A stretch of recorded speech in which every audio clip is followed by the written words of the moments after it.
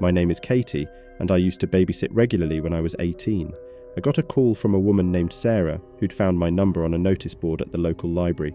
She needed someone to watch her 8-year-old son, Michael, for a few hours on Saturday evening while she went to a family event.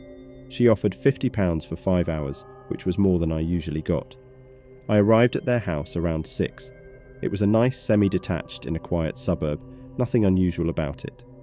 Sarah seemed normal, a bit stressed maybe, but she was friendly.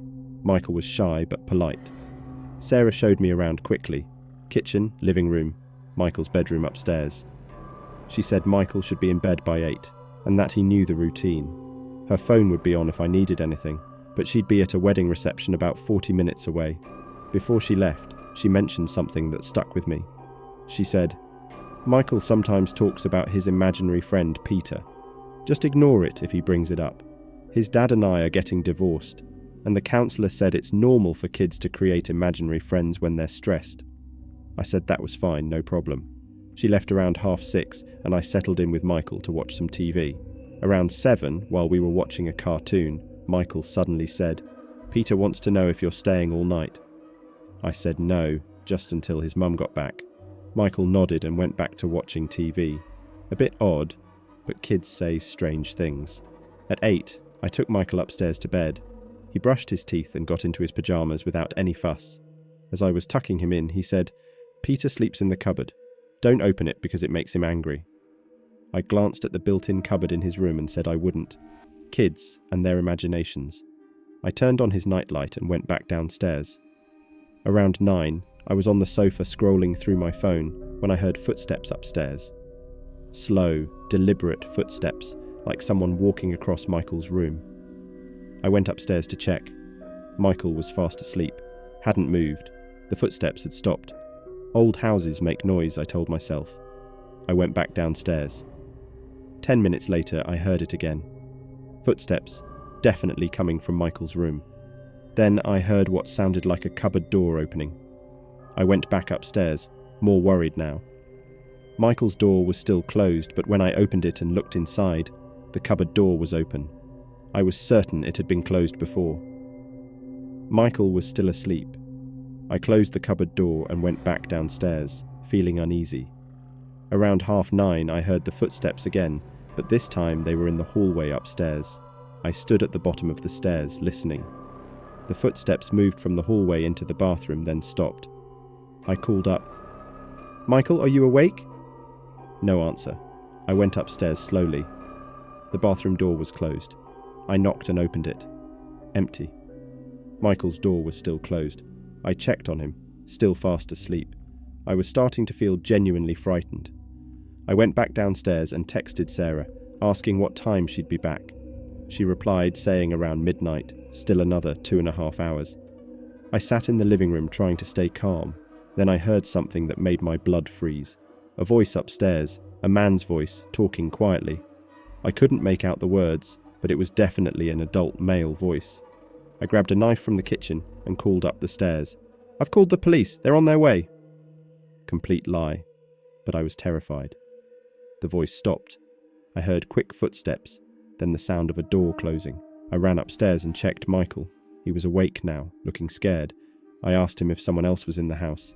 He started crying and said, "Peter's real. He lives in the cupboard. Mummy doesn't know."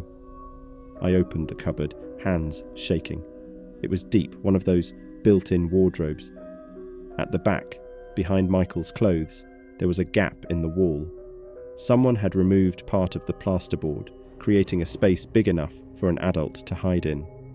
I pulled Michael out of bed and we went downstairs. I called the police immediately and told them someone was in the house.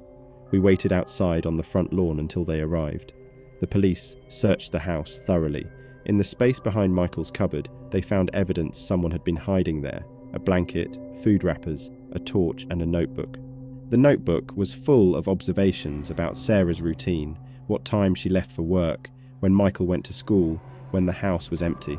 There were also disturbing notes about Michael, what he wore, what he ate, what TV shows he watched. The police found that someone had been accessing the house through a small window in the utility room that didn't lock properly. They'd been coming in during the day when Sarah and Michael were out, and had been hiding in that space behind the cupboard for weeks, maybe months. Michael had known. A man he'd described to his mum as his imaginary friend Peter because he was too scared to tell her the truth. The man had threatened him, told him bad things would happen to his mum if he told anyone. They found fingerprints in the space and matched them to someone with a record for stalking and burglary. A man named Peter Griffin who'd been released from prison 6 months earlier. He'd lived on the same street as Sarah years ago and had become obsessed with her. They never caught him that night. He'd escaped through the back of the house before the police finished searching, but they did arrest him 2 weeks later at a different property where he'd been doing the same thing. Sarah was devastated, and Michael needed therapy for years afterward. He'd been living in fear, too scared to tell his mum the truth, making up stories about an imaginary friend to cope with the horror of having a strange man hiding in his room. My name is Emma, and I used to babysit for families around my neighbourhood in Leeds. What happened at one house made me stop completely. I was 17 and trying to save money for university. A woman called Julie contacted me through a local Facebook group asking if I could babysit her 2 kids, a boy aged 6 and a girl aged 4. She offered £40 for 4 hours, which was good money, so I agreed. I arrived at their house on a Friday evening around 7. Julie seemed nice enough, showed me around quickly, told me the kids had already eaten and just needed to be put to bed by 8. Her husband was away for work and she had a work dinner she couldn't miss. The kids were sweet, no trouble at all. I put them to bed at 8 and they went down easily. I settled on the sofa to watch TV and do some homework. Around 9, I heard a car pull up outside. I looked through the window and saw a man getting out of a taxi. He walked up to the front door and let himself in with a key. I stood up, confused. Julie hadn't mentioned anyone else coming home. The man was in his 40s, scruffy looking, and he seemed surprised to see me. "Who are you?" he asked. I told him I was the babysitter. He looked confused and said, Julie didn't tell me she'd hired anyone. He introduced himself as Dave, said he was Julie's husband, but Julie had told me her husband was away for work. I didn't know what to say. Dave went to the kitchen and grabbed a beer from the fridge. He sat down in the living room and started asking me questions. Where I lived, where I went to school, how old I was. The questions felt off, too personal. I texted Julie asking when she'd be back. She replied saying around 11, another 2 hours. I told her someone called Dave had come home. She didn't reply. Dave kept trying to make conversation, moving closer on the sofa. He offered me a drink, and I said no. He asked if I had a boyfriend. The whole situation felt wrong. I made an excuse about needing to check on the kids and went upstairs. I locked myself in the bathroom and called my dad, told him something felt weird, and asked him to come get me. While I was upstairs, I heard Dave walking around downstairs, opening drawers, moving things around. Then I heard him coming up the stairs. He knocked on the bathroom door and asked if I was all right. I said I was fine, just feeling a bit sick. He said he could help if I needed anything. His voice sounded different, strange. I stayed in the bathroom until I heard my dad's car outside. I came downstairs quickly and told Dave my dad was here to pick me up, that I wasn't feeling well. Dave looked annoyed, but didn't stop me. I practically ran out to my dad's car.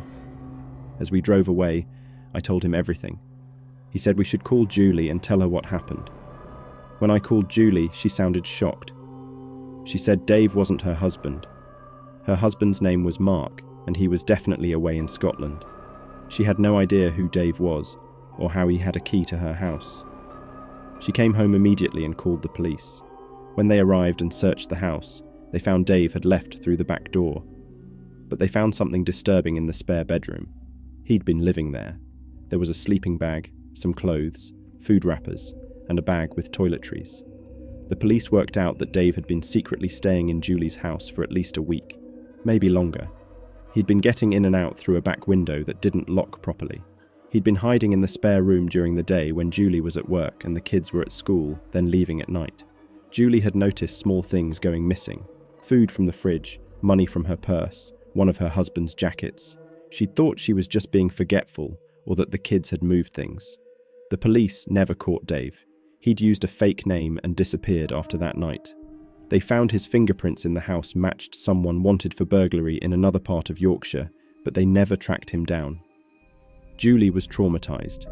She had to tell her kids that a stranger had been living in their house without them knowing. I stopped babysitting after that. The money wasn't worth the risk.